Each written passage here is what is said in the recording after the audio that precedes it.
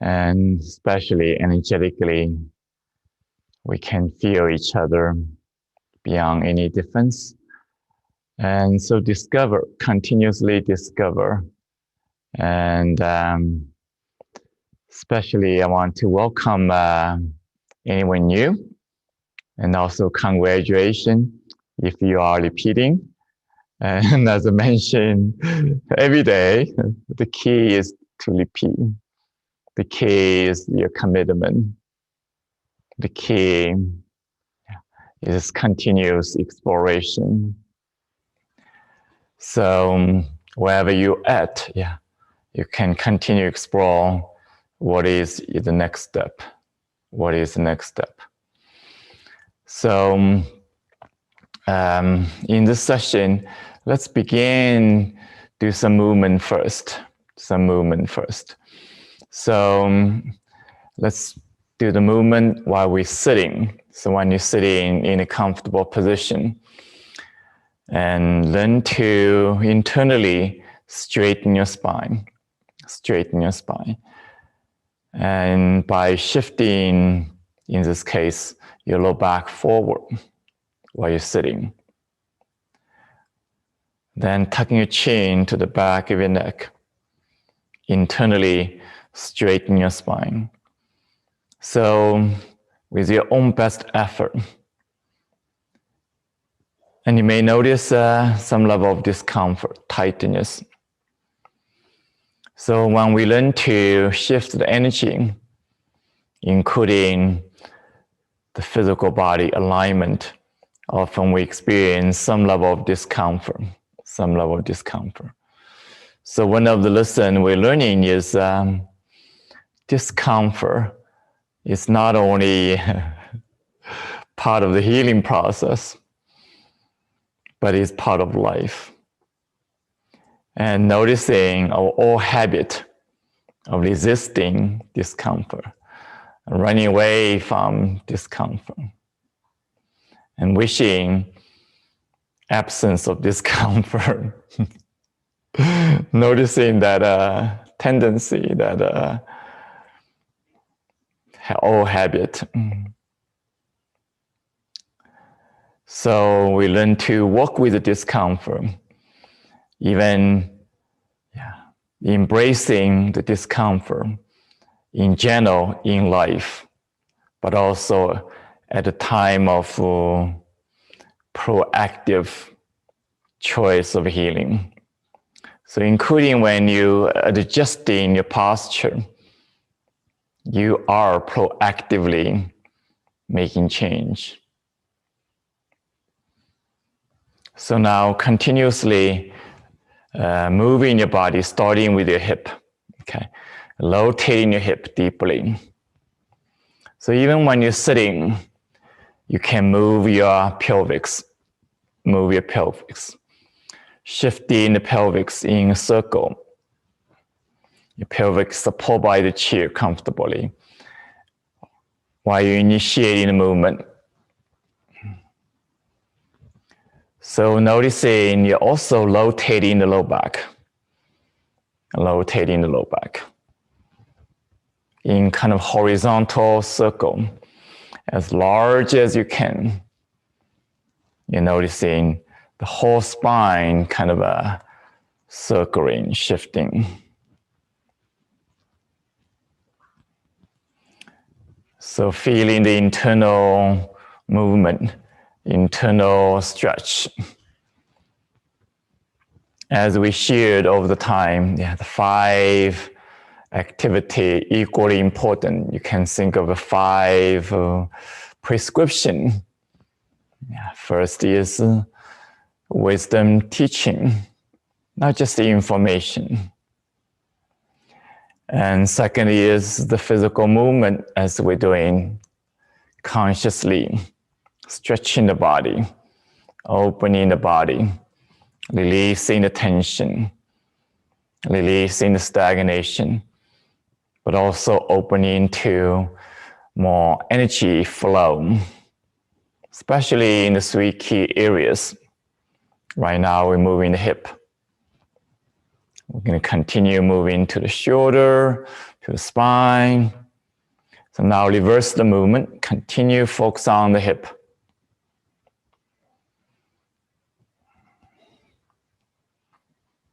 So first day we do the similar movement while we're standing.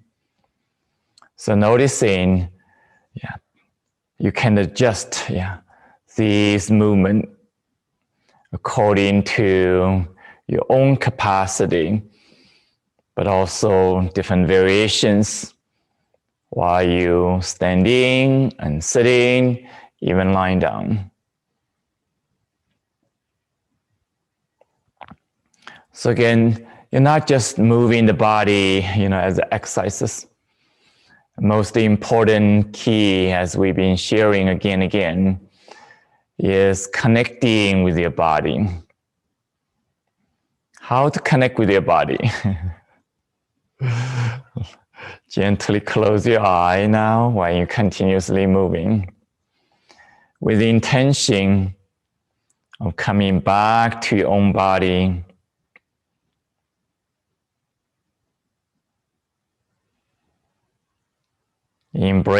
Deeply embracing all the sensation feeling inside of you, inside of your body, inside of your hip.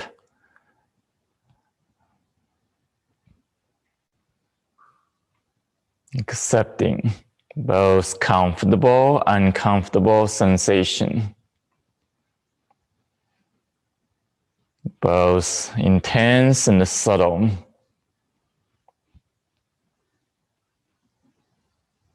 Both familiar and new.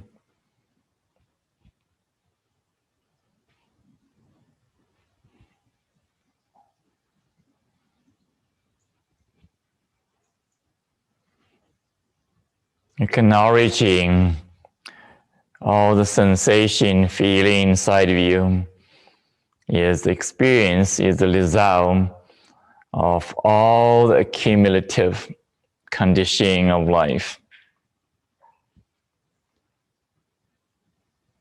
As well, the movement itself, initiating the new experience, the new change.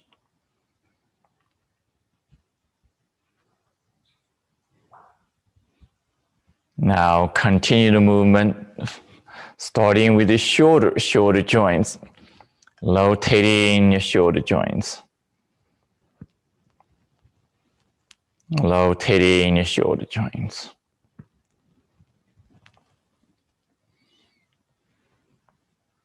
As deeply as you can.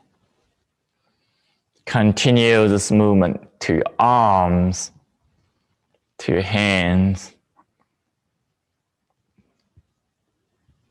Noticing the simple movement, opening the shoulder joints, opening the shoulder blades, opening your chest,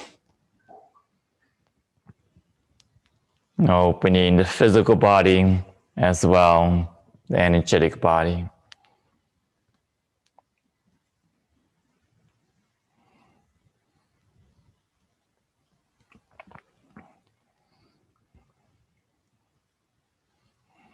Continue with your best effort. In spite of pain, in spite of discomfort.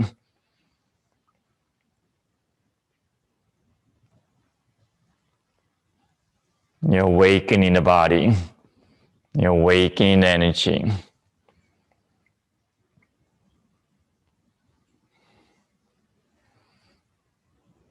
Think of your best effort as love, even tough love. Feel the gentleness, but also feeling the best effort. Both the tough love and the gentle love.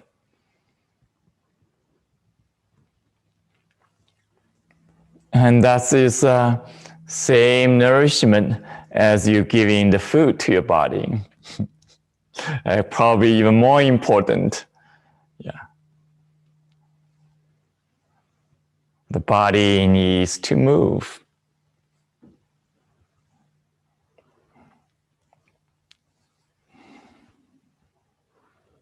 as much as need food.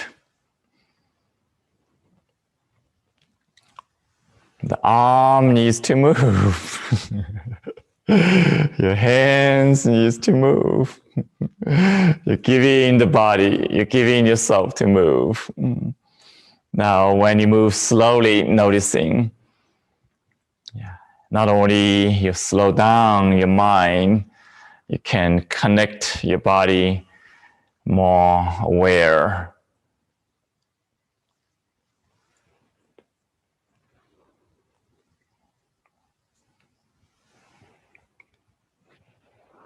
So what I'm sharing with you, it's not so much of like sophisticated technology or what kind of movement. It's more about how you're doing it. A simple movement can have a profound effect. Now relax, noticing. Now continue moving your spine by initiating from your chin. So move chin up first, then forward, then downward, then tucking your chin inward into your chest as deep as possible. Then moving the chin up around the neck, from the base of the neck, stretching upward, all the way up, then forward, downward, inward, tucking your chin. Moving the chin upward continuously, all the way up, forward, downward, inward, tucking your chin, straighten your neck. Now reversing the movement, moving the chin downward, slowly downward,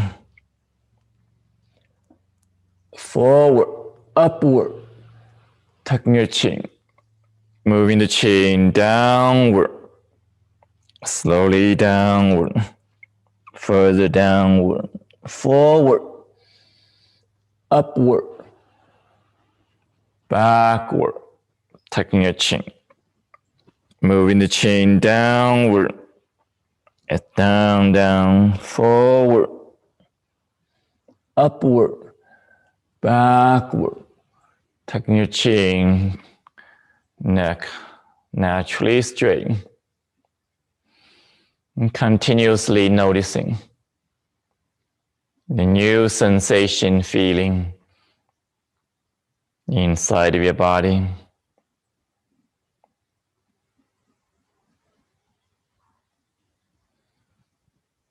You're awakening the body. You're awakening the energy flow of the body.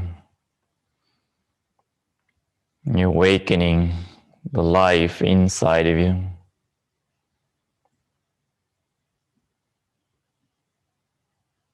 We often say life is movement.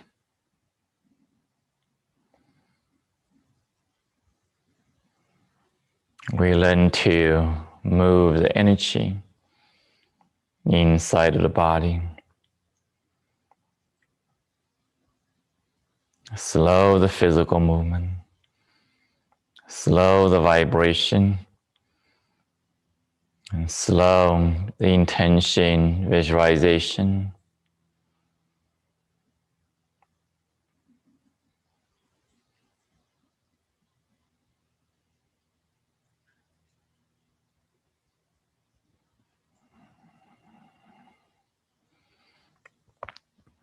Now slowly lifting your hands upward, 10 palm facing up, diagonally in front of you, slowly. Feeling, visualizing the ocean of energy in front of you, all around you, expanding above you. And lifting your arms up, like floating in the ocean of energy, extending above you as far as you can. Opening the elbow, tucking your chin, and relaxing your shoulders down, and relaxing muscle, tissue, nerve system, and relaxing to the subtle energy around you, inside of you. Continuously moving hands down towards your brain, gathering the subtle energy deeper and deeper to the deeper dimensions of your brain, downward to the deeper dimension of your throat, chest, stomach, lower abdomen, pelvis, thighs, knees, legs, and the feet. And relaxing, noticing.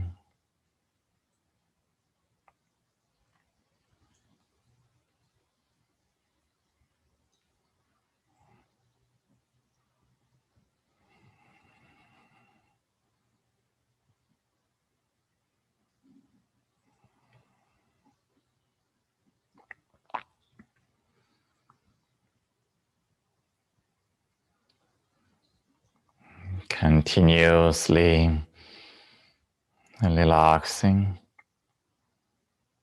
allowing, deeply opening, deeply connecting the deeper dimensions of your body, the invisible energy of your body, naturally connecting with the energy of the universe above you, the energy of the earth beneath you,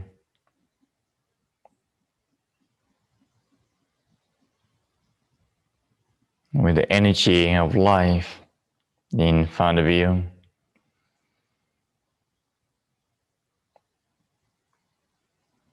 Beyond any limitation, beyond the slough, beyond the mountain, the ocean, the horizon.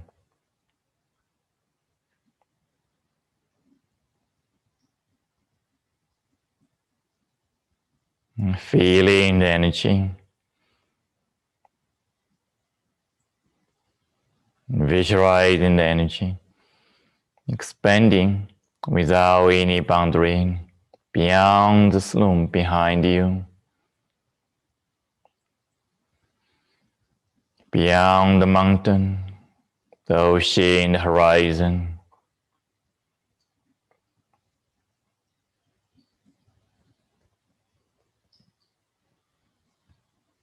Feeling, acknowledging, visualizing ocean of energy on the left side of you, expanding beyond the slough, beyond the mountain, the ocean, the horizon.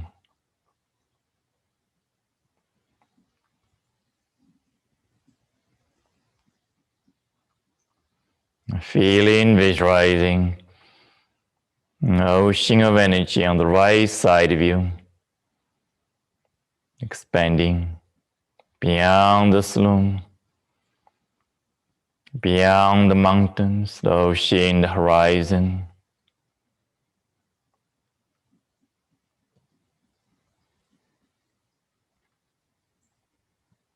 Continuously relaxing,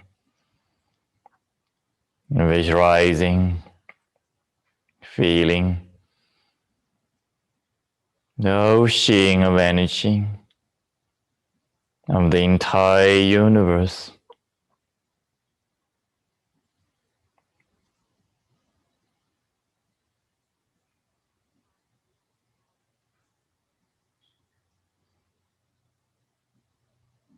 All around you,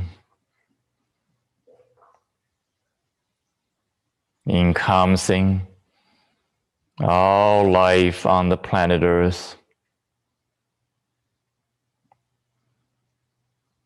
encompassing all life around you,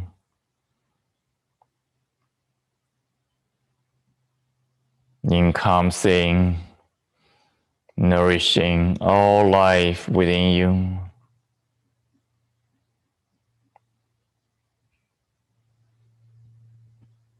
the life of your brain,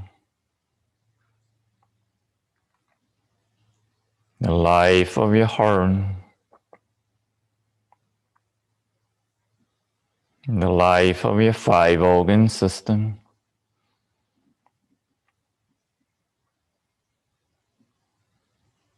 the life of every cell, trillion cells within you.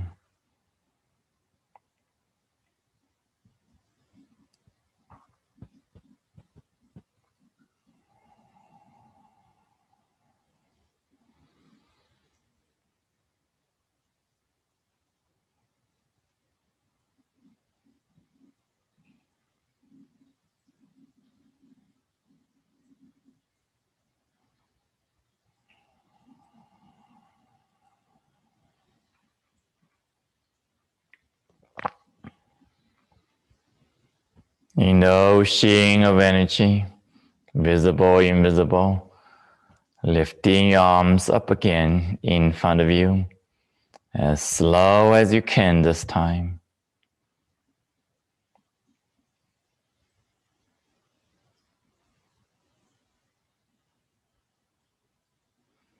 Visualizing the energy, feeling the energy, opening to the energy. Continuously arm floating upward, above you, relaxing, feeling, visualizing an ocean of energy beneath you, above you, all around you, awakening, opening, merging deep inside of you.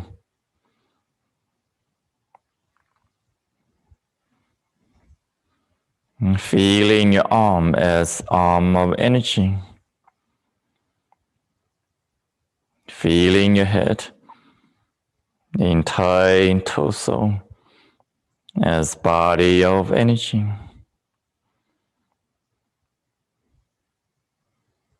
Feeling your hip legs as energy extending down to the earth.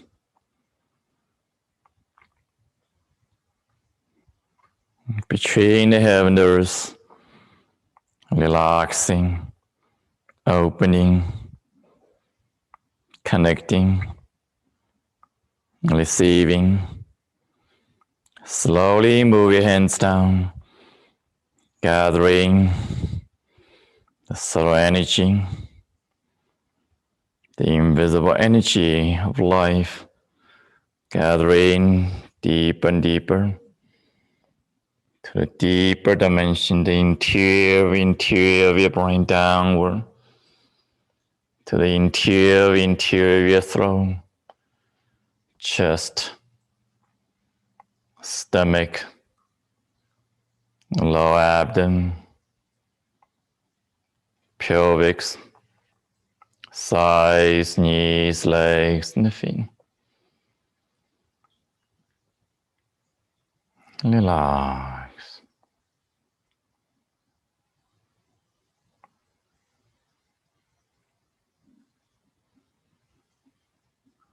Continuously internally,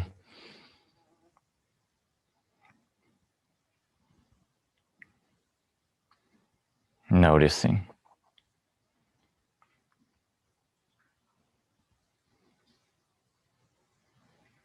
Connecting, rediscovering the deeper dimensions of your body.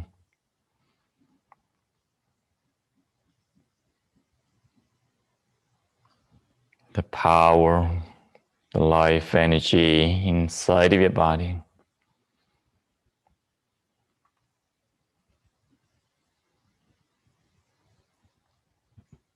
Continuously embracing all the sensation, feeling inside of your body, both comfortable and uncomfortable, both intense and subtle,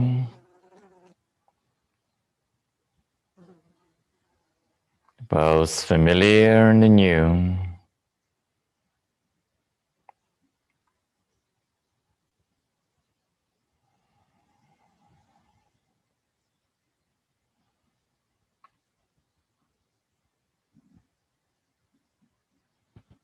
And deeply with the inner smile, sending the most loving, healing energy, information deeply into your body with how la. All is well, getting better. We say how long, how long, how long, how long, how long. Feeling the collective intention, the collective blessing, the collective commitment of healing, awakening also, healing, awakening of each other, healing, awakening of humanity.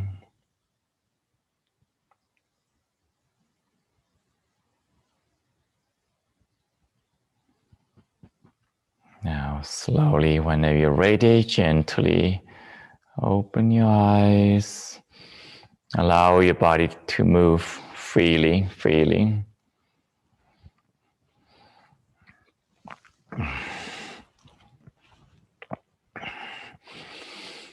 Again, one of the focus of the energetic movement from Wisdom and Healing Qigong tradition is to open the three key areas: the shoulder, the hip, the spine, and these are three key areas. Energetically have a strong impact on the whole, energy body, but also most problematic, where carry most stress, tension, stagnation. So again, Qigong, specialize working with the challenges instead of avoiding the challenges.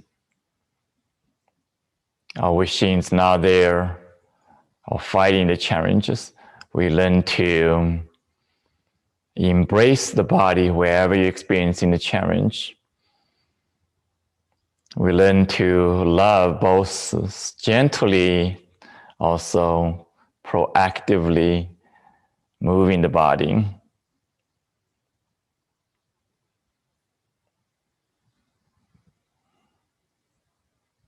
Shifting the energy, opening the energy.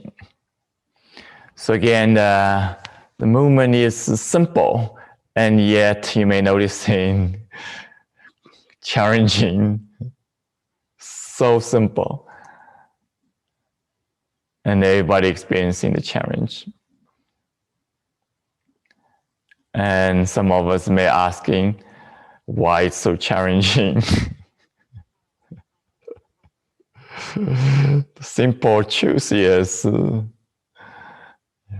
if your energy is flowing well, then this movement will not be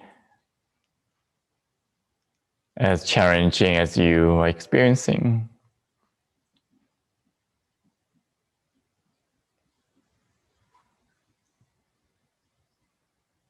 So the first awareness, slow this simple movement, you're noticing the truth. Our body carries so much stress, so much pain, so much stagnation, energy are blocked, contracted. Then the next question is, what do you do with that? Choose.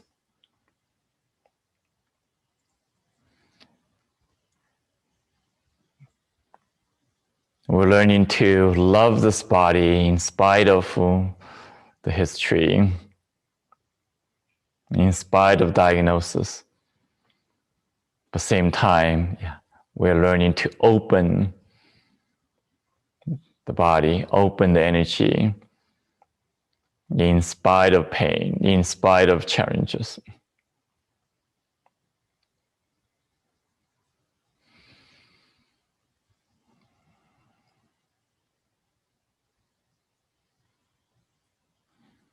So again, the most important habit we are inviting, practicing, is shifting from the old habit of resisting discomfort, resisting the discomfort, to accepting the discomfort, relaxing to the discomfort, and at the same time, opening the energy.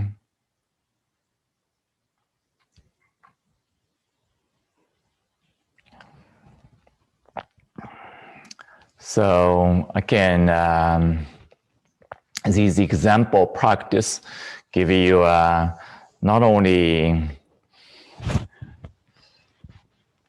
certain structure of this practice, including movement, but also, most importantly, give you a deeper experience of this process and priority, purpose, and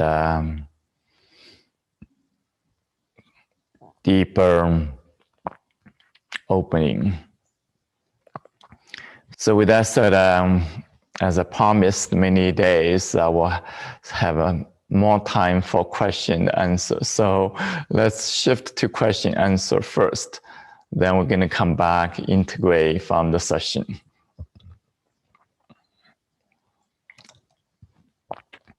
All right, so it looks like we have a question from Celeste. Let me see if I can help you unmute. You can go ahead. Hang on 1 second. Okay, try unmuting, Celeste, to ask your question. Thank you. Thank you, Master Mingtong. My question is, I've been struggling with the idea of embracing the pain, approaching the pain. You've said it is a natural thing to withdraw, contract from pain and discomfort. And yet your advice to us is to sort of accept that. So I'm having a little trouble understanding that. Can you illuminate, please? Yeah, it's the first step might be mental, is have some understanding pain, discomfort is part of life. And the fighting, the resisting is causing unnecessary contraction, unnecessary suffering. Often we say pain is part of life, suffering is optional. So that's more like on the mental, understanding. But then secondly is you're making the choice, shifting from judging the pain, analyzing the pain, wishing the pain is not there, to acceptance of the pain you're feeling in your body. So that is the choice of compassion, the choice of accepting the truth inside of you. Then the next step is completing the process, is embracing whatever sensation feeling inside your body. Whether you're doing the movement or not. Directly experiencing what is true inside of your body. So that's the practice. Longer you stay with your body in spite of pain, discomfort, then deeper you're going to discover the energy of your body. It's like the energy is still there, but it's hidden or numbed beneath the pain, beneath the discomfort.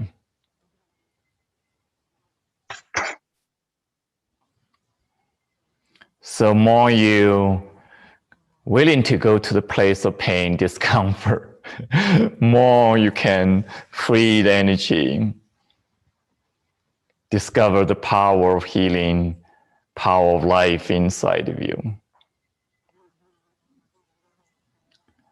So more you repeating this process, yeah.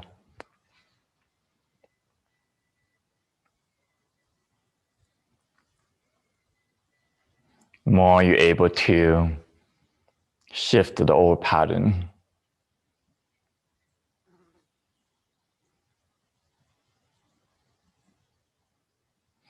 So the energy contraction is like there's two aspects of energy contraction.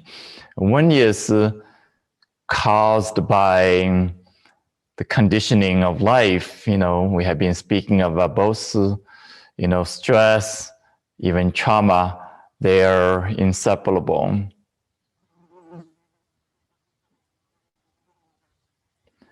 And this conditioning is causing the energy contraction. And experience as pain, as discomfort, even as disease. Then second kind of contraction is coming from our resistance to the discomfort. Our fighting the enemy.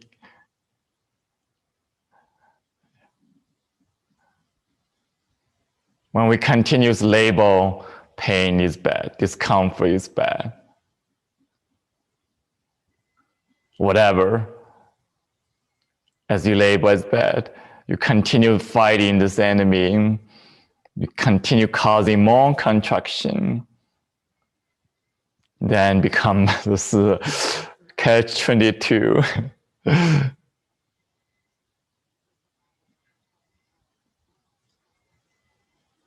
Does that make sense, everybody? Yeah. Yes.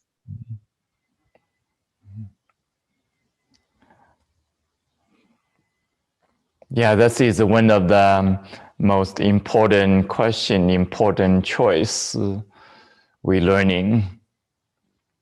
Yeah, in the practical level, boil down to it, healing is about this choice.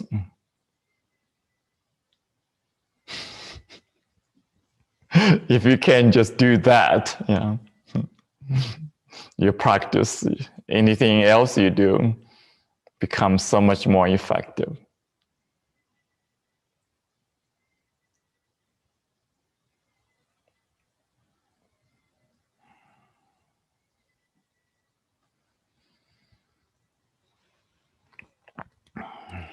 Let's continue to next question. Thank you. We've got some really good questions here. Let's see. Rob, let me have you ask your question next. It kind of follows a little bit on this topic. Rob Gartenberg. You can unmute. Hi. Which question do you mean? The relax gradually question or the dietary question? The relax gradually question. I didn't even get to the next. Yeah, okay. Yeah, when performing movements, I've been doing awakening vitality for about 100, 110 days now. I always wonder, when performing movements, should we always make our best effort, like really go to the extreme as that we can manage comfortably and then relax, which means like a conscious shift from the state of exertion to the state of relaxation? Or do we strain and relax, or should we strain and relax more gradually? Good question. You do both basically. Continuously experimenting both. Yeah. You can say, oh, one session, I'm going to make it best of the best effort, then followed by relaxation totally. Then another session, you can focus on gradually increasing the effort and gradually relaxing. Do both. Okay, thank you. You cannot say which one is better or which one is more effective. So it's really about this learning process. It's about increasing your capacity, both for effort as well as relaxation. And yes, ultimately, yeah, when we increasing our capacity and become natural, we can make effort, relaxing the effort same time. And that's the goal. But in order to get there, you want to do both. Okay, thank you. Yeah. Let's continue next. If you have another question, please follow up with it. Okay, well, the other question I had was about diet. Do you follow any dietary regime? And would you recommend any dietary practice which matches our Qigong practice? Yeah, this is an important question, yet my answer is this can be quite radical. First of all, I don't follow any dietary. I only, eat what my wife cooks. When I cook myself, it's so simple. It's so simple. And so the approach from Wisdom Healing Qigong, the bottom line is you activate the wisdom of your body. When you truly activate, not just listen to your body, the whole process we be engaging, aligning mind, body, heart, spirit, aligning the energy, and deeply connecting with the 5 organ system, so on, including the digestive system. So this whole process of awakening your wisdom of your body allow you truly, live life from that place, including the choice of eating food. So on one hand, yes, in a natural state, the body knows what to eat, what is healthy, what is good. But unfortunately, we're not in the natural state.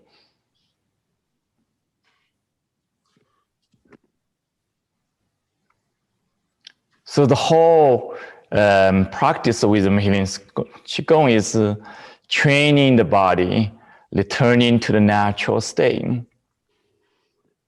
And that is not a kind of isolated training to the body. It's the mind, body working together, returning to that state. Then from that place, you know what is good for you to eat. It's not a formula. It's not it's from day to day. Yeah, from also your own, what's the words? Exactly, the body's needs.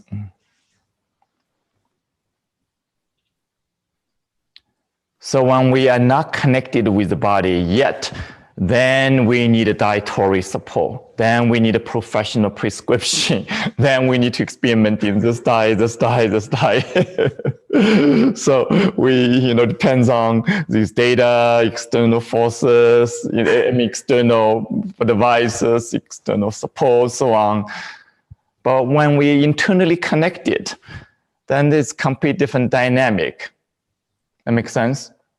Yes, it does. So some knowledge about food Ask them can be, what dietary needs can be you need helpful. to do with Qigong healing. You have a special. No, we don't prescribe any particular dietary. In the medicine Qigong hospital, everybody practicing the same practice. Everybody eat same food. The food is so simple. So simple. And actually, we all together blessing the food, energetically blessing the food. Then you eat, learning to eat the food as energy. So one practice we do in all retreat, including the online retreat nowadays, is learn how to eat the food. Less about what do you eat, more about how you're eating the food.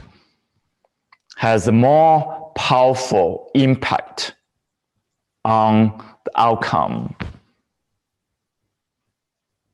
Your relationship with the food, your experience with the food while you're eating have direct energetic impact.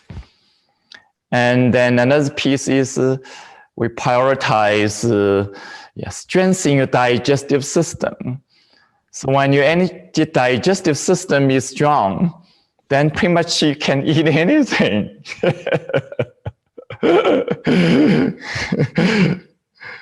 If you can digest whatever food you're eating, then that food is good for you. No matter how, the ingredients of the food, analyzing chemical biology of this food, the makeup of the food, good for you or not. If you cannot digest, this food is not going to serve any purpose for you.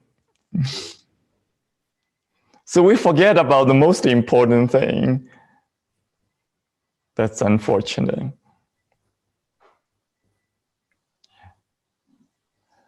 So if you want simple, intuitive guidance of the food, it's also, very simple. It's like 5 different tastes. They're equally important. And these 5 tastes is corresponding to 5 organ system. So when eating all these 5 tastes, you are creating a natural balance of these 5 organ function. And these are ancient knowledge. We forgot. We have this preferred choice. Like, too much sweet, too much this, too much this. We avoid this taste. Forget about all these ingredients, including taste, existing for a reason. And another simple choice you can make is according colors. 5 colors of food choice you should eat. So that's the simple knowledge comes from the understanding of the 5 organ system. 5 elements. If you want to use that as a guidance, you can. But deeply, the deepest guidance is the wisdom of your body. If you miss that, you're continuously limiting yourself.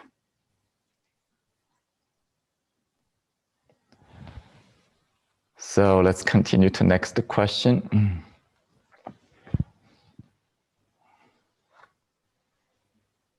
All right, Gina Martin, would you like to ask your question next?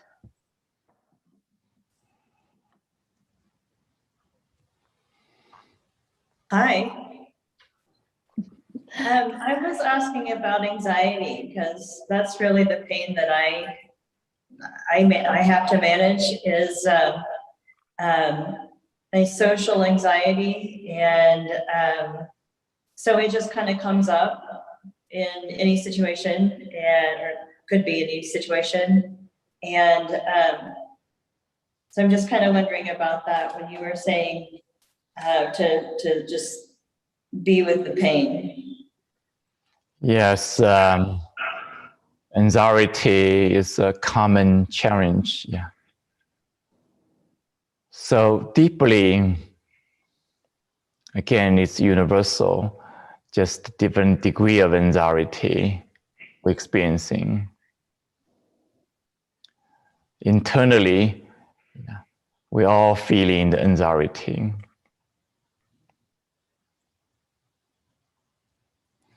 So the understanding we have shared so far, anxiety is expression of fear. Fear is flowing energy in your kidney system.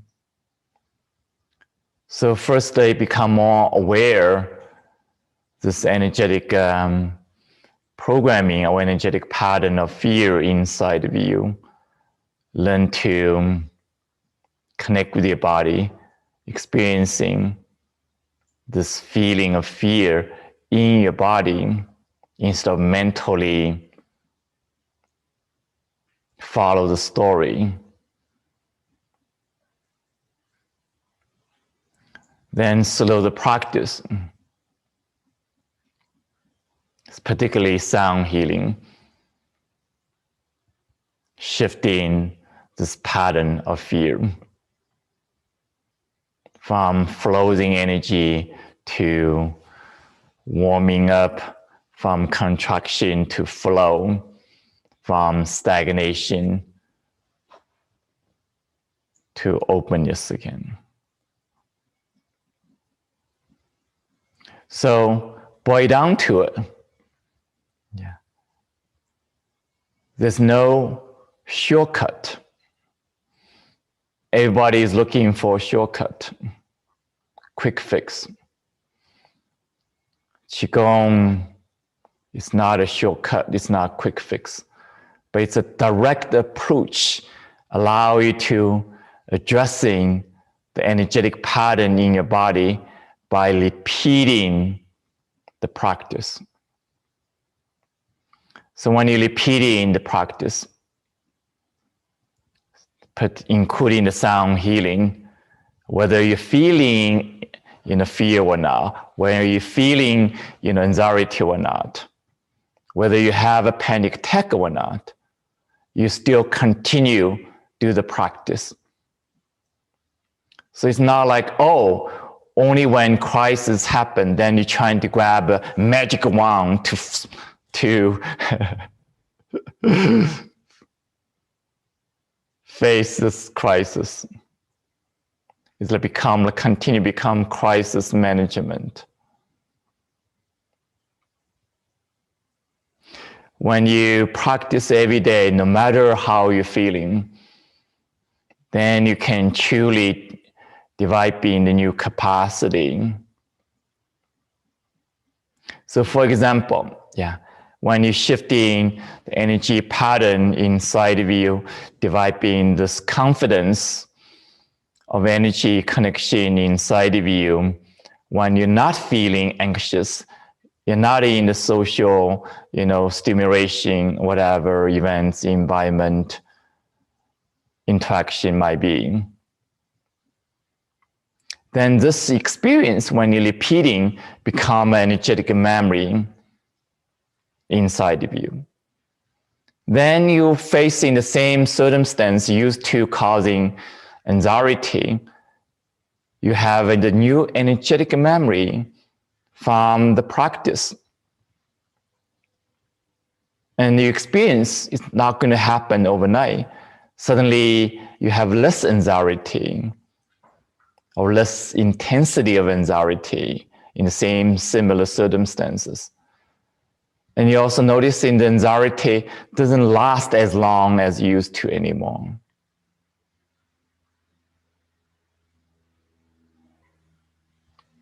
So again, it's just this, it's the habit.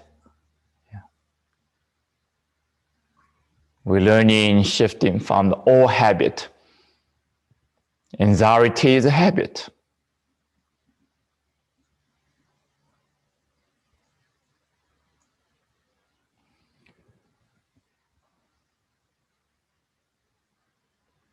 So deeply connecting with your own body is a key to create a new habit. I want to emphasize this again and again. Just mentally think about it doesn't take you far. Cannot complete this process. Especially anxiety, we all know it's like automatic. It's like beyond your mental control. Almost like some another forces inside of you taking control of you. And the truth is not another forces, is the energy pattern accumulate from the past is affecting your experience.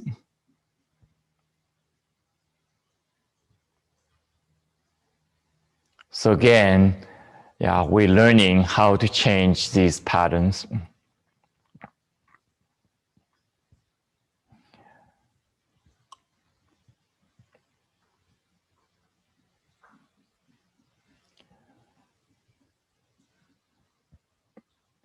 Let's continue to next question.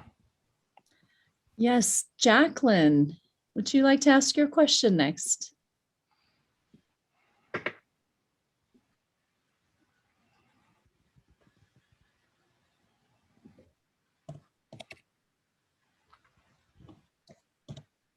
So if you can unmute Jacqueline. Okay, so you didn't hear anything I just said, right? No, okay, say it again. Okay, sorry. Thank you for the opportunity. Sorry, I'm for some reason my camera's not on. I'm not sure why. But anyway, here's my question. In the last year and a half, I've had 2 diverticulitis episodes, and I've lost a lot of weight as a result of that. And I was a thin person to begin with, so now I'm very underweight. I do my Qigong, and I love it. And I'm eating more food, but I'm having difficulty gaining weight. And I'm wondering if there's anything you can recommend that I do to change that, to heal that situation. So what kind of practice you're doing? So I do lift chi up and pour chi down, and I do sound vibration. The sound healing, the 5 organ sound healing? Yes. Yeah, that's a good combination. Good combination. Okay. So it's less about, if of course, if you have more time, you can add in awakening vitality practice to it. But it's less about, adding more, because you have a good combination. Lift your porch down, sound healing practice every day is a wonderful combination. Yeah, So I'm not doing it every single day, but I'm definitely doing it frequently. yeah, frequent enough, consistent enough. Yeah. So deeply, yeah, we are continuously learning how to love your body deeply.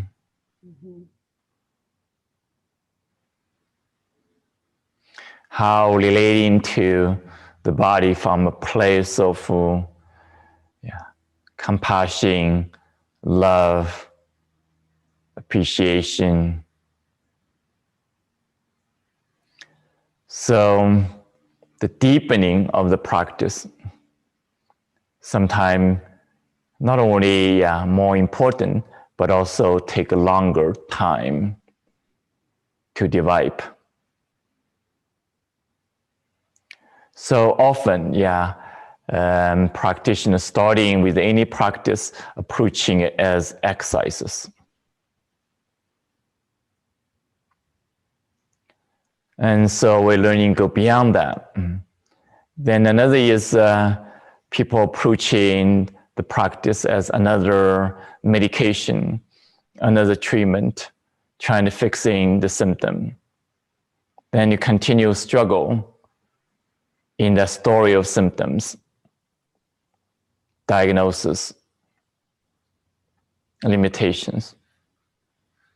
So we learn to go beyond that, discover the energy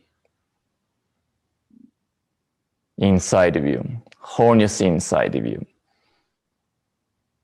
the experience of energy,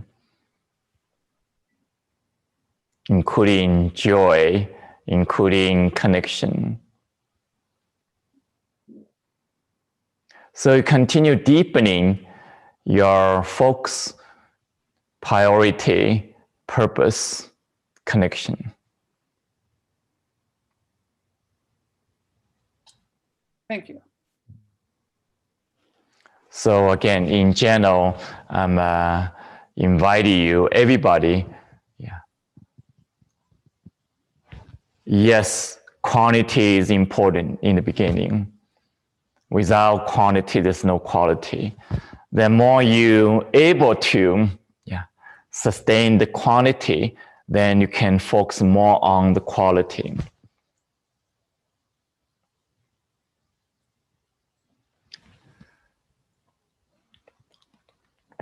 So let's continue to next question. All right, Mary Davis, would you like to ask your question next? Sure. Did can you hear me? Mm-hmm. Yes. Yes. Okay. Yes, my question is about I am seeing that my resistance to pain is you're saying that's a cause. That's also a deeper cause of why I'm in such pain, is that I'm fighting it and resisting it. So when I see that that's what I'm doing and that actually doesn't help, that actually increases how much I'm holding on to it in a way. And then I ask, why is it so hard? If the answer to that is to embrace my pain and connect with it and accept it, why is that so hard? And what I'm coming to is, when I'm really honest, I see because I'm actually afraid to be without it. Like I say, I don't want my pain and I'd rather have joy. But actually, in truth, I'm afraid not to have my pain because I live with it so much. It's so much my identity. So I'm more afraid of being without my pain than I am with living in ongoing pain, it seems. That's when I'm really honest, that's what I come to. So just wondering if there's any thoughts as to where to go from there to I get it that to embrace and accept it would help, but I find that difficult to do.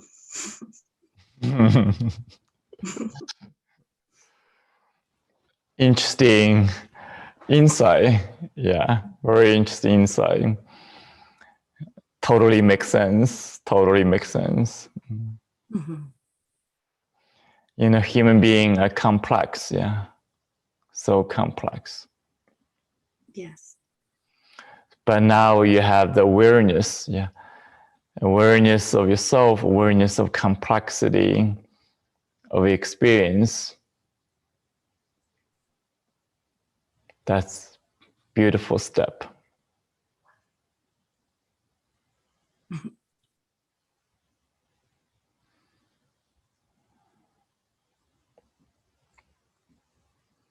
So it's like the invitation.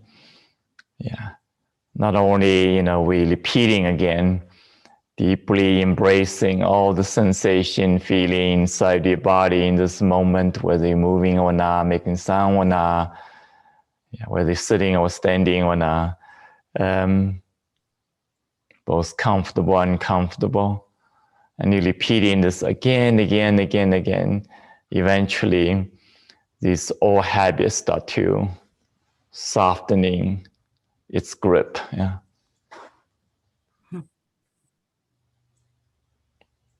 Mm-hmm.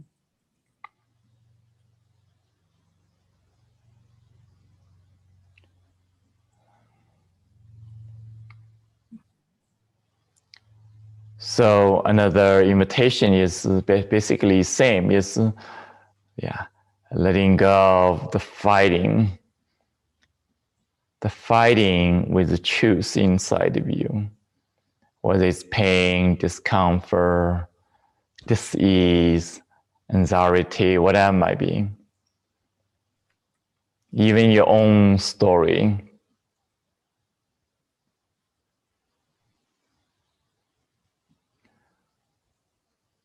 So letting go of that fighting, that continue inviting yourself. Mhm. And the second is letting go of resistance. In this case, more letting go of resistance to change. Okay, not just resistance to the pain, but resistance to the change. And yes, the change often comes with discomfort too. So there's another level of resistance to the discomfort, but also in general, beyond resistance to the discomfort of come with change, but also resistance to change. That's what you just insightfully shared. The change from Mhm. attachment to the pain to release of pain.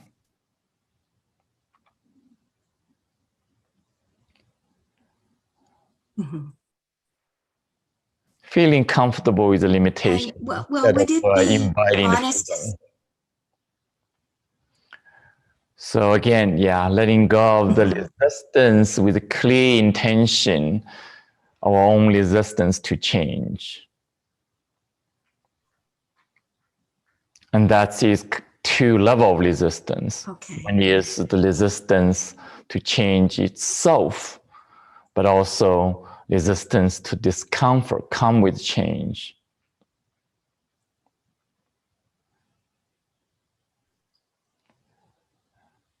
Okay.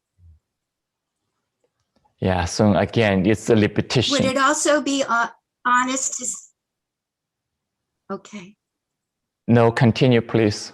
Is it honest to say I'm resistant? Exactly. Yeah. Is it honest to Exactly. say I'm resistant to joy? Yes. Okay. Okay. That as strange as it is, it makes sense. So if the insight come to you, makes sense for you, help you,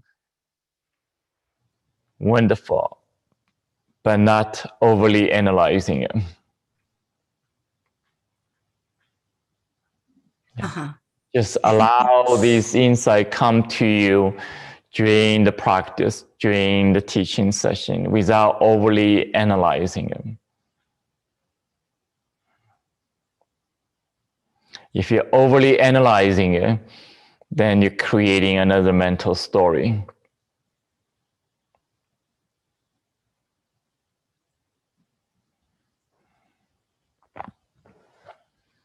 So inviting, letting go of the fighting of the truth with the truth, letting go of resistance to the change.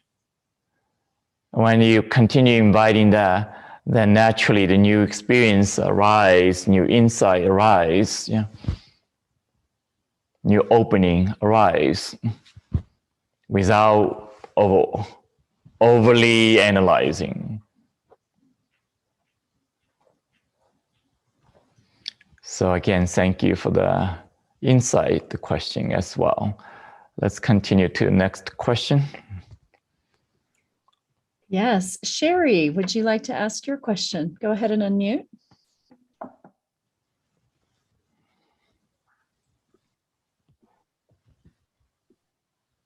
Try unmuting again. Sherry?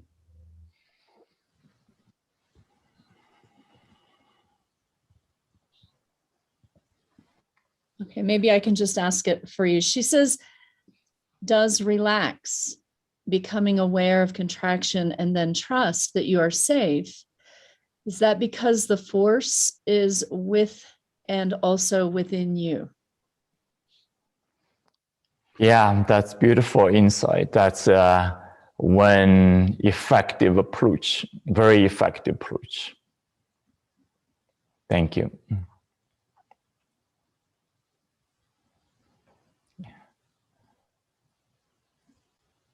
Let's continue to next question.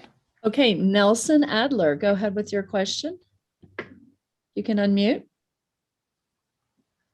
Hi. When would you combine these practices with reducing medication, like Western medication?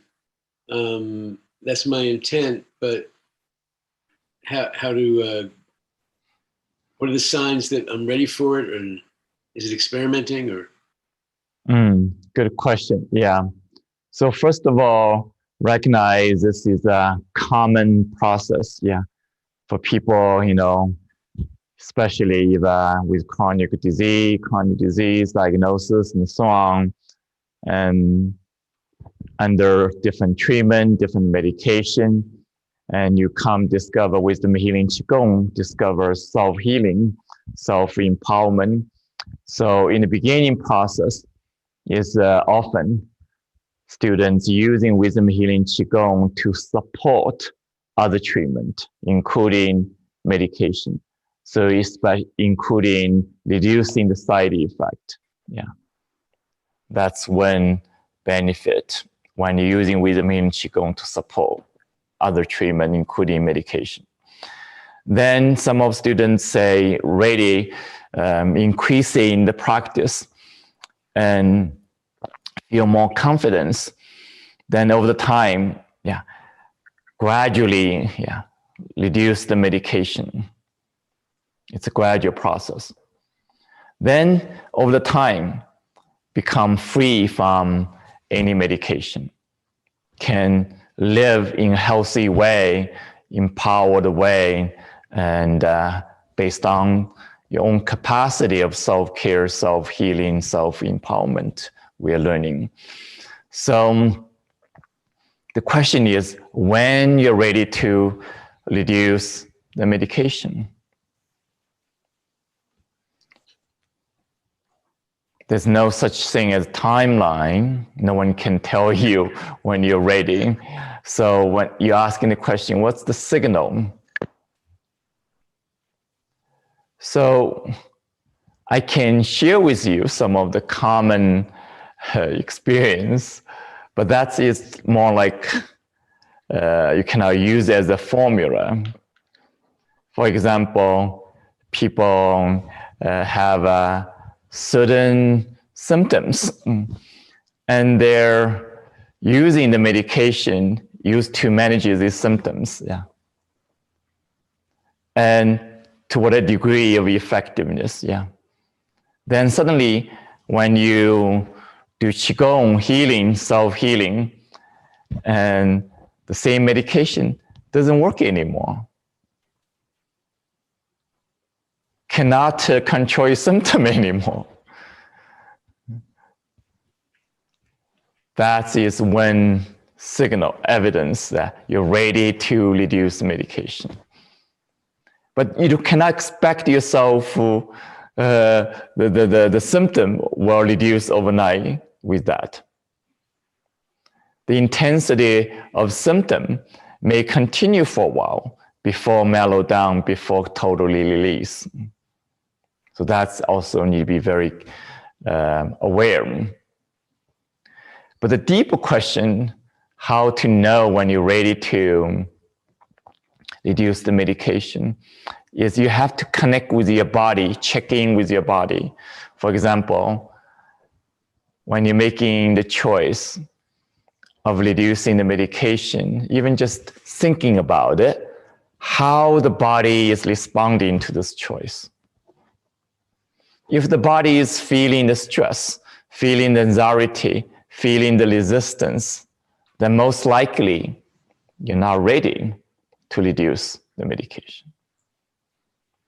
If the body feel, the smile, feel excited, feel really empowered to do that, then yes, you're ready.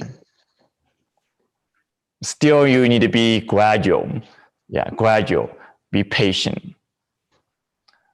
So the common mistake is, mentally thinking, I'm making the choice. That's because this is the right choice. I'm fighting the medical establishment. I want to prove myself.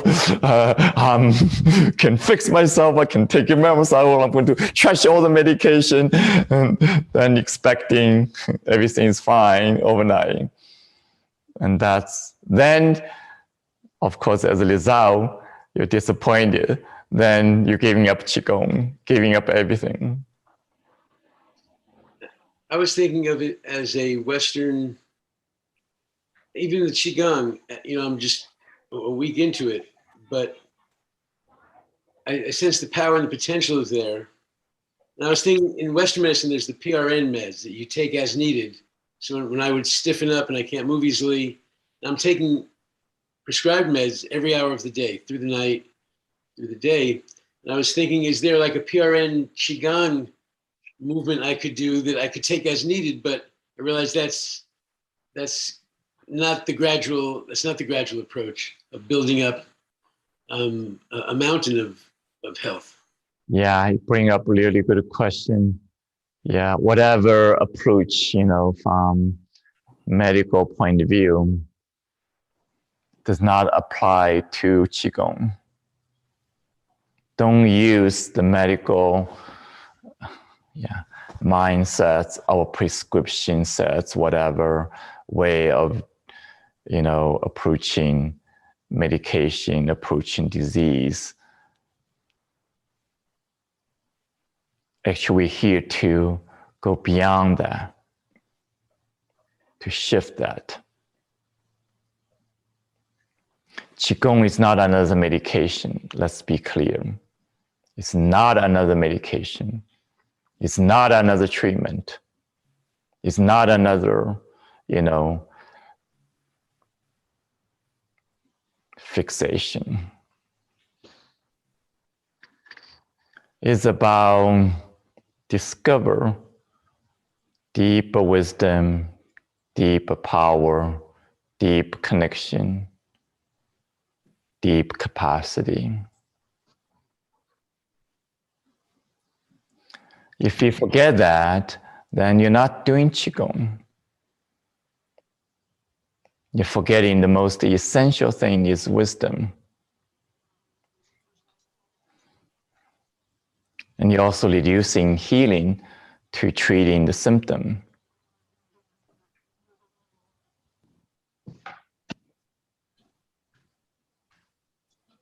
So that's why, we spend a lot of time clarify these key points again and again. And it's going to take time for all of us not only understand, remember, but more importantly is applying the wisdom choice to our everyday life, including our health. So you need to be patient with this process as well. But asking these questions can help us to clarify, to be reminded. So thank you. Let's continue to next question. Yes, James, Paul, you have your hand up for a while. Go ahead, see if you can unmute.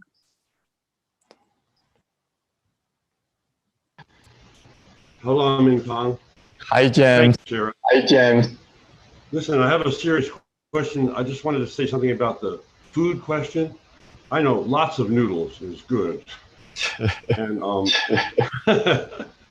and on your tongue you have like 25 taste buds for bitter, and actually in your heart there's an equivalent of 12 kind of taste buds for bitter. So that's a really important thing for healing. Here's my question, Master Mingtong. Ever since I gave up my vices in the last few months, I realized I was medicating, and now I always thought, oh, I'm different. I don't have any problem, and I realized this you said it, you know, I can't up tech. I can't figure out the tech. I can get, you know, 1, 2, 3, 4, 5, 6, 7, 8, 9, and it doesn't add up at the end. I lose something, and I think I had some kind of damage from those 2 head impacts. Anyway, I'm wondering recently, this is so weird. I've been being proud of myself, and I'm wondering if pride is a bad thing. Does it get in the way of healing? Disrupt it, or is it okay to have like some self-pride? I think give yourself credit, feel good about yourself. That's such a gift you can give to yourself. So feeling especially self-worthy, self-confident. And that is very different from kind of elegant kind of pride, proud. It's not a relationship to other people. So similarly, when we're cultivating the internal power, you're not measuring your power by comparing with anyone else's power. It's about this inner feeling, inner connection, inner experience. And this is continuously progressing, continuously upgrading by your own choice, your own practice. So in terms of brain function, yes, we're all operating in the limited pattern anyway. So just inviting this, doesn't matter whether we had injury or not, inviting the energy to nourish not only your brain, the rest of your body. And you're naturally experiencing, not just trusting.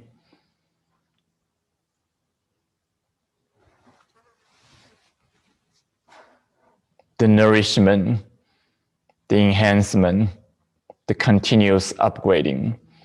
So the upgrading might be different than the normal kind of expectation. You know, even in a natural process of aging, their scientific research discover is far from common, assumption. The brain function, we say, decrease over the aging process. And the new scientific discovery indicating, on one hand, might be true. For example, certain functions such as memory decrease over the aging, and yet other functions increase, especially the integrative function. It's like how different parts of the brain coordinating with each other holistically. That actually naturally increase slow the aging process. That's the good news. And that's also allowing the wisdom to happen when we're aging. So almost like this biological function of the body is aligning with the spiritual function in this process of aging. And boil down to it, wisdom healing Qigong is about continuously enhancing these functions, even beyond just natural aging, particularly emphasizing the integrative function of your brain. The communication between the left brain, right brain, the front lobe, and the back brain, and the central brain, this holistic brain. And deeply, this is brain communication with the heart, with the entire body. So that's another level of integration. And that's what is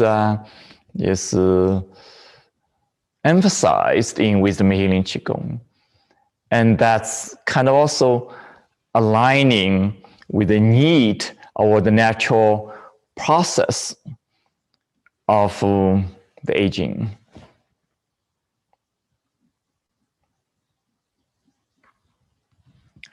And so that's easy to understand once we understand the history of Qigong, 5,000 years of history, time-tested wisdom, and the main impulse, main inspiration, main purpose behind all the historical development of Qigong is searching for the secret to longevity.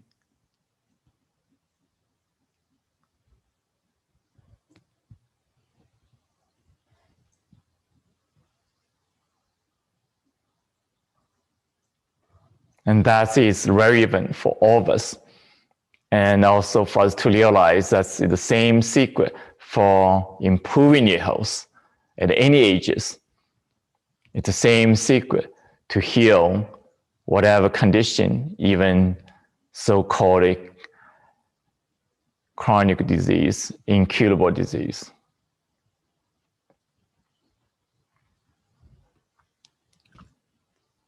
So this integrative function is not about perfection of a particular, particular thing. It's in general, this overall function, overall energy, overall communication, overall connection, overall wholeness. Yeah. So another scientific study indicating our happiness, the degree of happiness, also naturally increase when we go beyond certain age, such as 50. Between the 20 and the 50, that is the most stressful time of life. And when you go beyond 50, overall, statistically speaking, the degree of your happiness increase. So this is not just potential. Yeah. So of course, how we cultivate this tendency, this natural biological energetic development, especially when we're aging.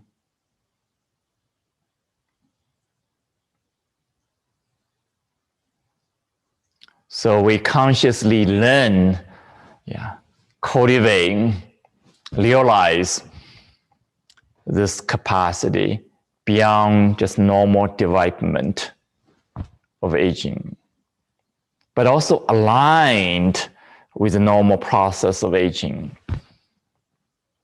And that is different from this new kind of trendy kind of culture, especially American culture.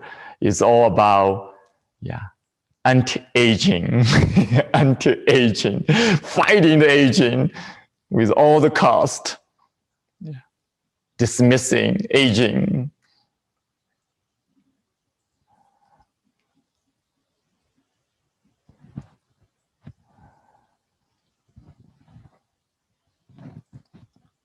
So we are learning, inviting, what is the healthy way of aging? What is the wise way of aging? What is the effective way of aging? So that is coming to, maybe I can use the 5 more minutes to kind of, share the topic today. Basically summarizing, most of us coming to wisdom healing Qigong, not only, with certain challenge of life, physical, emotional, mental, even spiritual, but often is lived long enough, after certain age already. It's a very tangible question, how we can live the rest of our life in this different stage of life. And that is basically is the same question coming out of pandemic. Yeah. With all the challenges, all the uncertainty, all the repeating challenges, problem of life, how we're going to live as human beings.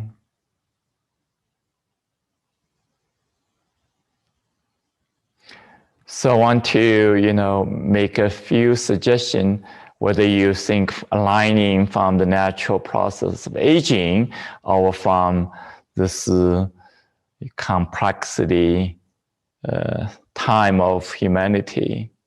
Either way, I think the suggestion choice can be really beneficial. And some of us are learning already, slow the pandemic and slow aging. One thing stand out is really simplify your life. Simplify your life. Simplify your life.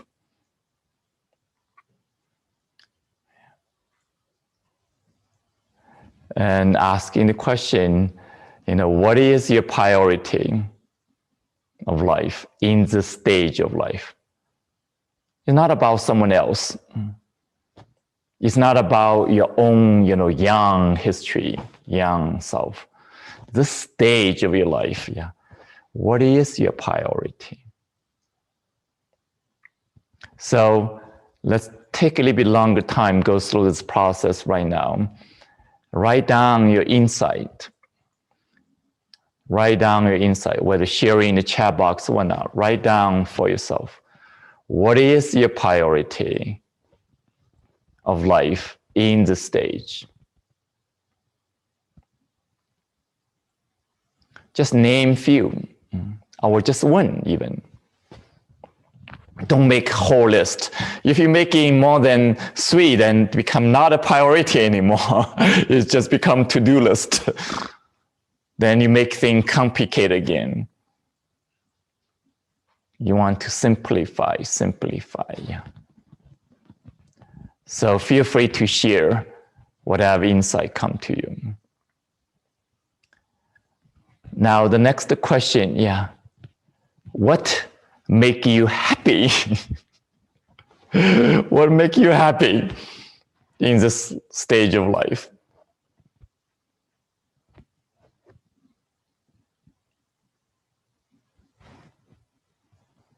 What truly make you happy?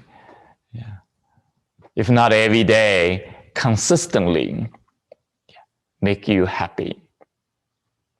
Identify a few things, 1 or up to 3 things, not too many.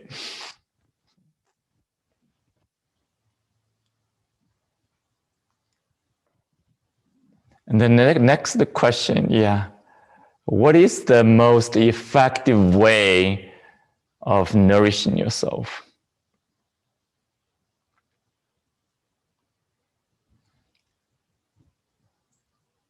That's including, self-care. So maybe name 3 things. Hopefully, that including wisdom, healing, Qigong. For me, that's the best way, most important way of nourishing myself.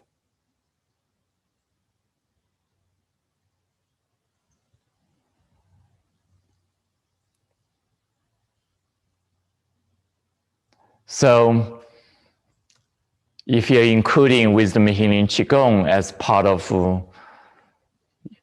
your life, healing, nourishment, even self-realization, then the next question, is what is the most important quality you want to cultivate slow wisdom, healing, Qigong?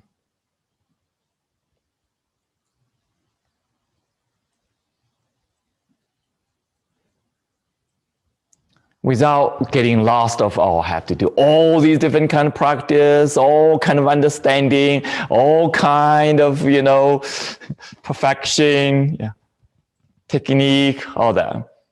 What is the essential?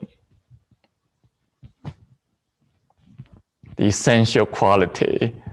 Yeah. You want to cultivate, invite, experience in your life, particularly slow wisdom healing Qigong process.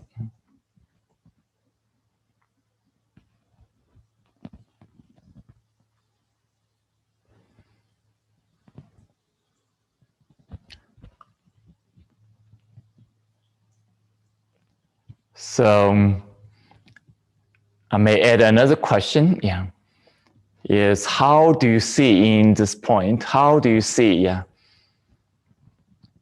wisdom healing Qigong can help you realize, discover wisdom and healing?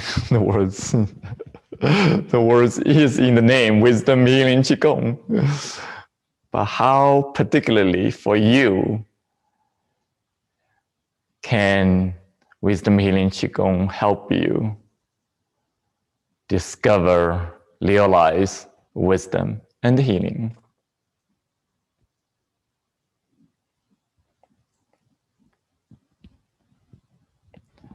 So actually, while everybody is sharing, and especially the last question, if you have shared your insight, your own clarity, and let's read some of them, Sarah, so we can learn from each other. Absolutely.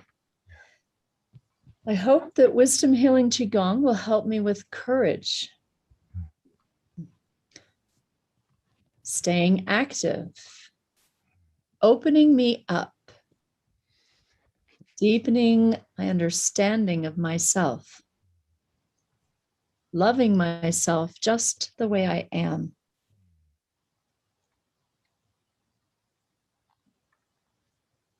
It takes away the mental preoccupation with the body. Our symptom of the body. Mental occupation with the body is good things. By realizing source energy,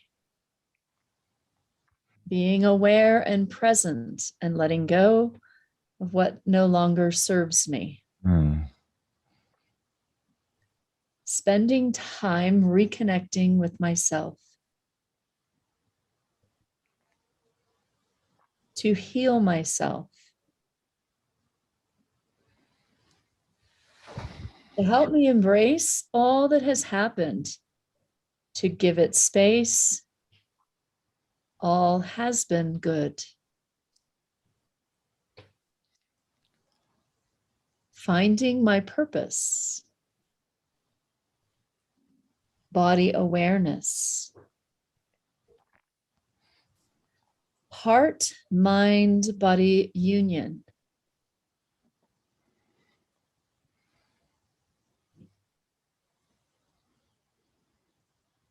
Patience, kindness, self-compassion,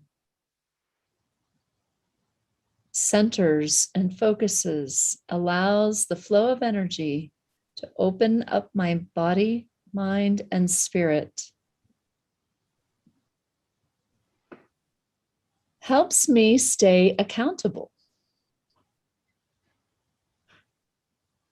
Confidence, experience more love, clearer purpose in elder years, inner peace. Release my blockages so I can have energy.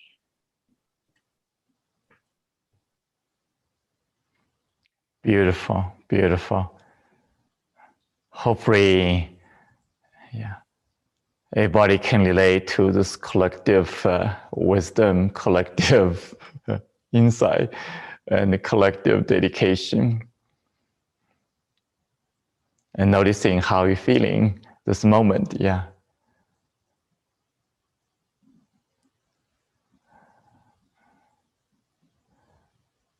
So I want to just ending this session by giving you another radical statement.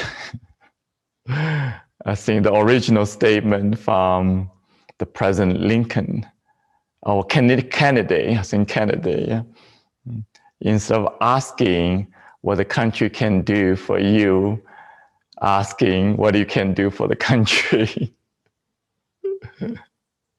My new statement is, before asking what you can do for the country, you have to ask what you can do for yourself.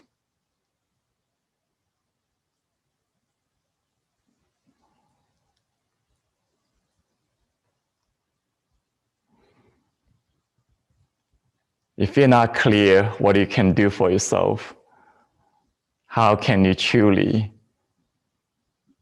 do anything effective for others, not to mention for the country?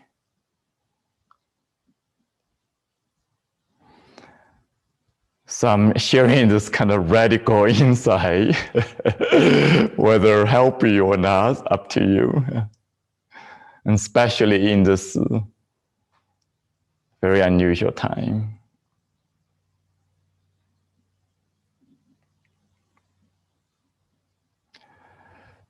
So with that said, let's do how la again.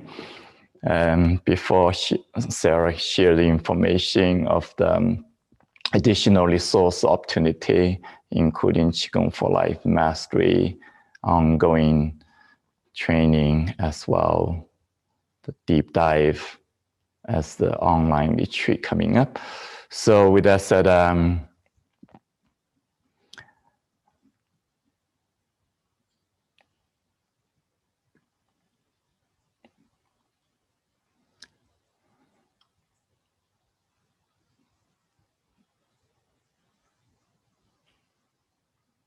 just the feeling, the energy we're sharing, activating collectively.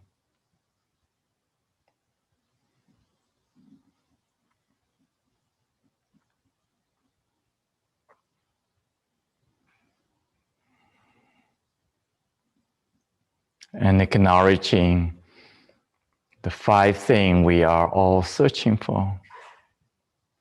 Acknowledging the process we're sharing Slow Wisdom Healing Qigong to realize these 5 things: health, healing, and happiness, connection, purpose, and the freedom.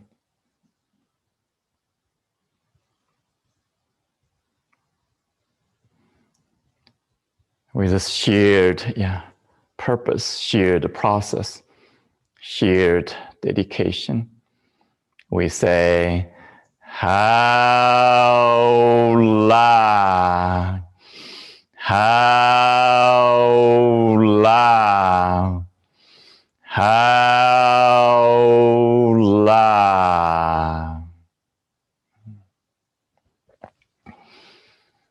Thank you for your presence, for your dedication. And continue just repeating my invitation to share this opportunity with people you know, also the people you may don't know yet. So all kind of ways, especially social media, digital communication, internet.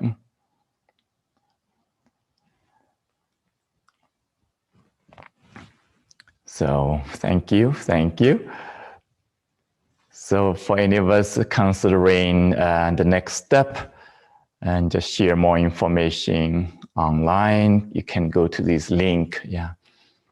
And obviously, a retreat allows us to repeat. Right now we're doing 1.5 hours every day. We're increasing to 6-7 hours every day. You can imagine the cumulative power, the depths, the process, the courage, the consistency.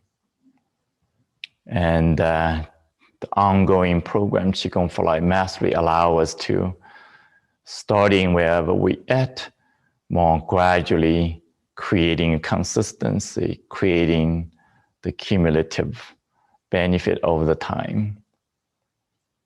So again, these two opportunities are working together, equally important. So I wish everybody can take the opportunity, take the next step. So with that said, I'll see you in the next session. Haola, haola, haola.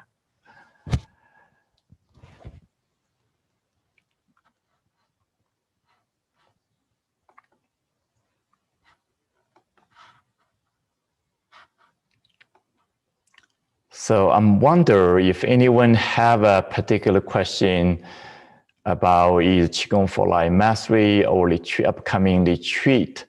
You might want to type in the question in the chat box, and mostly our team can answer these questions. Okay, so please feel free to type in any questions. We did have one question. They were asking about scholarships, and yes, we do have scholarships available. If you go to that link, qicenter.com/online retreats, and scroll all the way to the bottom, there's a button you can click on to apply for a scholarship. Is there any other questions? I see a hand up. Let me go ahead and unmute. Is it Teresa?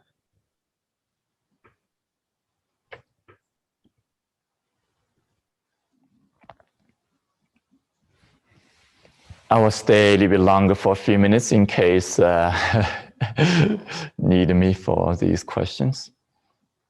Keep trying to unmute Teresa. In the meantime, we'll take one of the questions that's in the chat. What is the difference in these two programs? Do you want to take that, or you want me to talk about it? I think I summarized the difference already. Yeah. Retreat is focused on the intensity, the repetition of the teaching, the practice in a short period of time. So it's a short frame time, going to the intensity, going to the depths, going to the experience, going to all the activity of 5 activity, energetic teaching, energetic movement, energetic sound, energetic meditation, energetic community interaction, connection. Okay. And the Qigong for Life Mastery is it's a gradual process. So again, every 2 months you focus on one practice, learning one practice. Then next 2 months learning another one. Then next month another one. So the whole year you're learning the most important basic practice of the years. Okay. Then you're creating a practice based on your commitment. You can start in 30 minutes a day, gradually increasing 40 minutes, 45 minutes a day, and 1 hour a day, so on. Then all the teaching, all the guided practice is included. So you don't have to think too much or get overwhelmed with the different options. So it's a gradual process and clearly designed, structured for the process of accumulative result over months, year time. So retreat is about 10 days, 30 days, whatever period time. Okay. So another slight difference is in retreat, we focus on the experience of energy, experience of healing, instead of learning the detail of each practice. You're giving enough instruction to practice intensively, but without a lot of details of learning.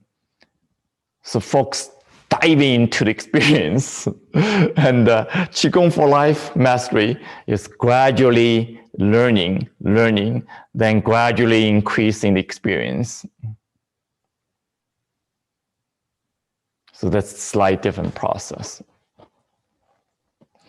And so in Qigong for Life Mastery, also there's two aspects. Yeah. One is self-study with recorded teaching, guided practice. And that happening weekly, once a week. Yeah. It's in your classroom.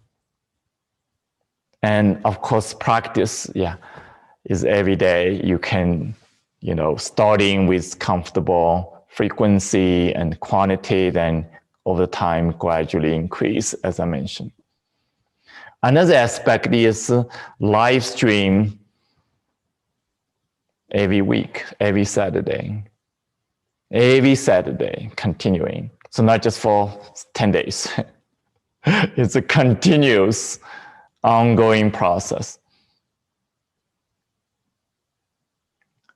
And we're alternating, these weeks, starting if this week is teaching, always including question answer, including some level of energetic connection, interaction of the community.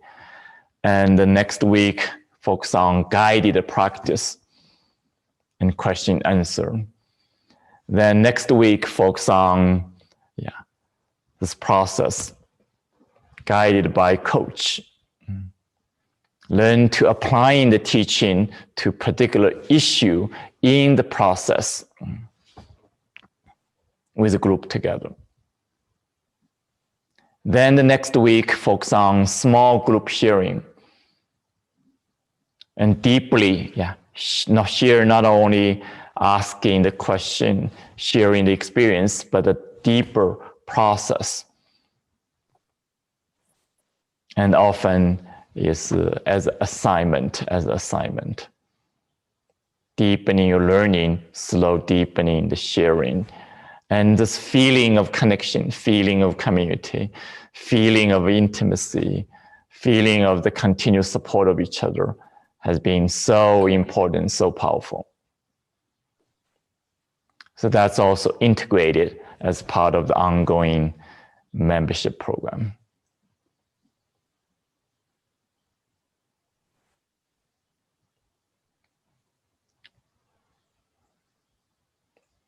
Hopefully that answered the question. Anything, Sarah, you want to add? No, I was actually answering a lot of simple questions in the chat while you were talking. So, Teresa was able to unmute. She's been standing by. Do you want to go ahead, Teresa, and ask your question? Sarah, I didn't have a question. Okay. That makes sense. I think I've been trying to keep myself awake. Okay, well, we have a good follow-up question, Master Mingtong. While you were doing that explanation, someone did ask, how do I decide which program is best for me? So, of course, once you understand not only the difference of the two programs, time frame, gradual process versus intense process.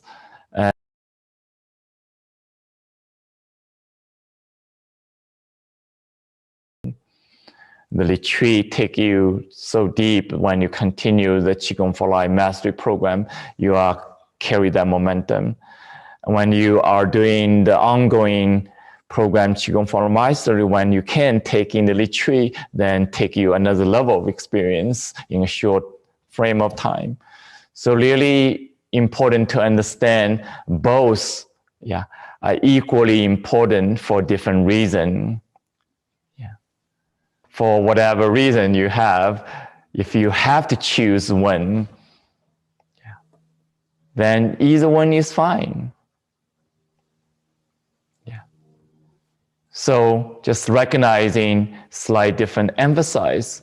If I want to have a most intense experience, want to see the change in short time frame, then do the retreat. I'm going to, gradually improve myself, developing an ongoing practice, then you take Qigong for Life Mastery. That's how you can, make choice. So it's not based on which one is better.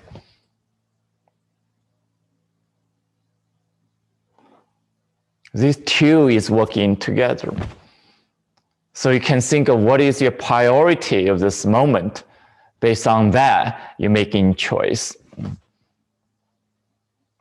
Hopefully that makes sense for everybody, yeah.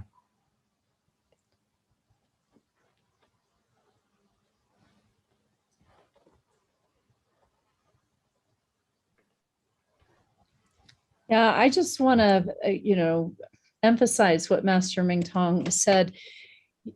In my 10 years plus of doing wisdom healing Qigong, I've done a lot of retreats, and retreats are a wonderful way. If you have an opportunity, it's kind of like Christmas, you don't want to miss it.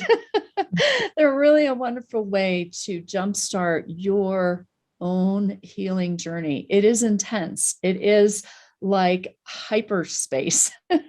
You will experience in this intense period of time a lot, and it's priceless, and it's 10 days.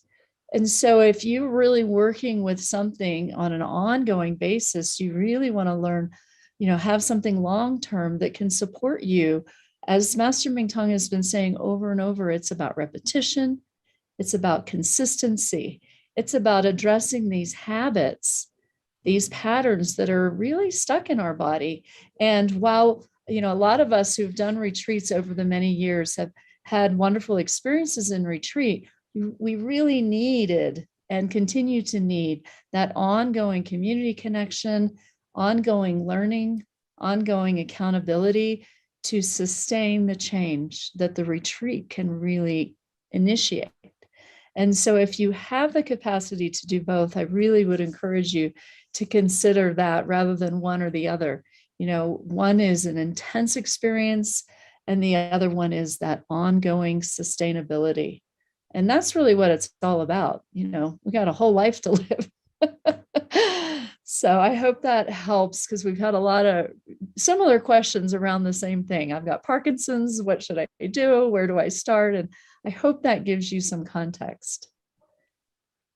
So also you can look at, what is deep healing, deep change of habit.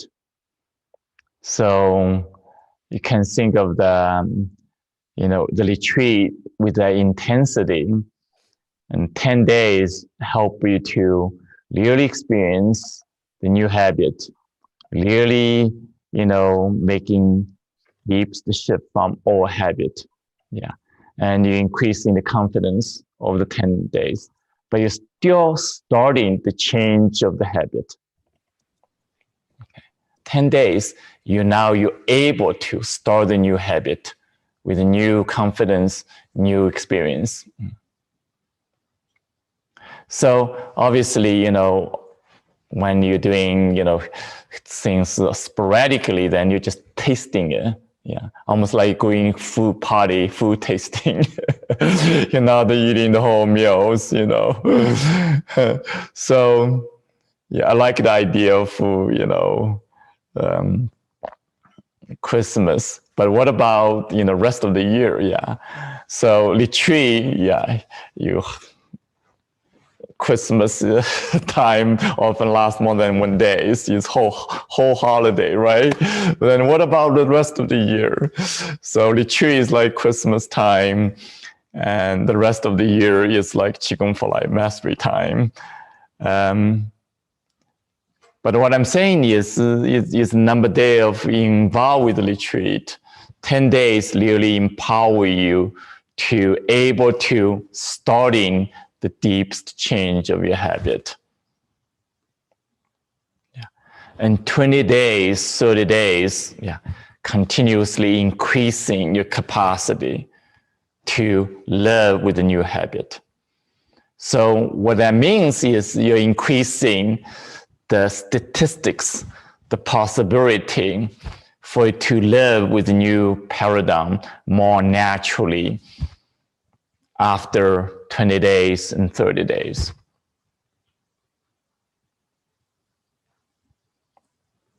And that's easy to understand.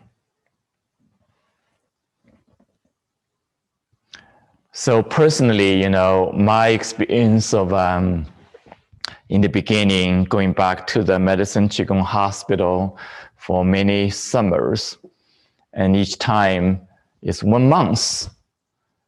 Actually, first one was only 2 weeks. I went with the Western students and go to the Medicine Qigong Hospital. And that was powerful, intense, but that's only 2 weeks.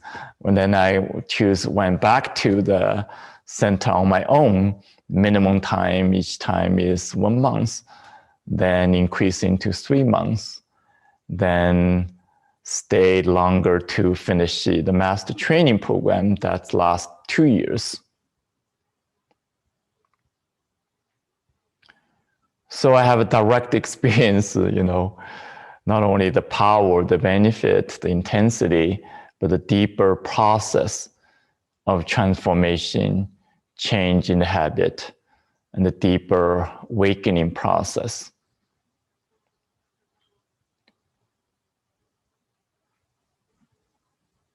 So I can honestly say now, this in terms of speed, time frame, now is really accelerated from the old days that was 30 years ago, almost 30 years ago for me. And the cumulative energy now is really intensified, deepening in this community. Now I see the change with the students, you know, as I experienced takes maybe 1 month, 3 months, now takes much shorter time for people experiencing. And that is incredible to see that.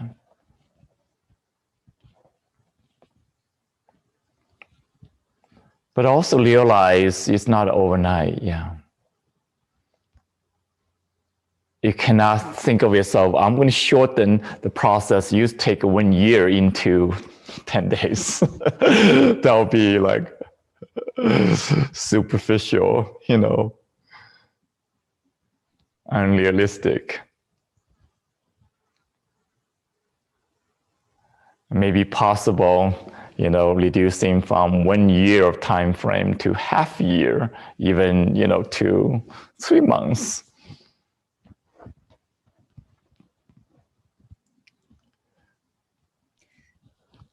This is a really good question if you could address real quick, Master Mingtong, talking about the different 10-day segments of retreat. Yeah, how do we choose between this one starting Friday or the next? Again, it's a matter of priority. Emphasize the first 10 days, emphasize on healing, physical healing, emotional healing, deep transformation, you know, upgrading your wisdom.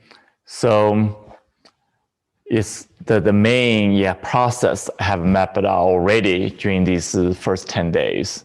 We're going to continue address few themes in the rest of the 10 days, but we're able to, you know, repeat that, deepening that, applying everything we share to the deeper process, and I mean, repeated the deeper process. So that is emphasize the first 10 days. And the second 10 days is focus on the teaching, the transmission, the meditation, awakening to pure consciousness, and directly experience your own presence, your essence, beyond any story, any identification, any limitation, any history.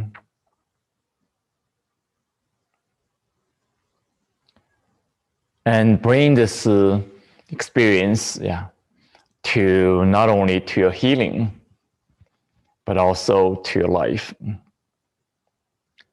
Integrate. And then the next 10 days is the last 10 days based on the previous 10 days, taking to the next step. And more focus on Yeah, beyond just, we can continue experience, realize a deeper level of freedom, liberation, so direct experience of the essence of who you are, pure consciousness. But deeply, yeah, embody it, including experience the joy, the bliss, and the deeper capacity of creativity.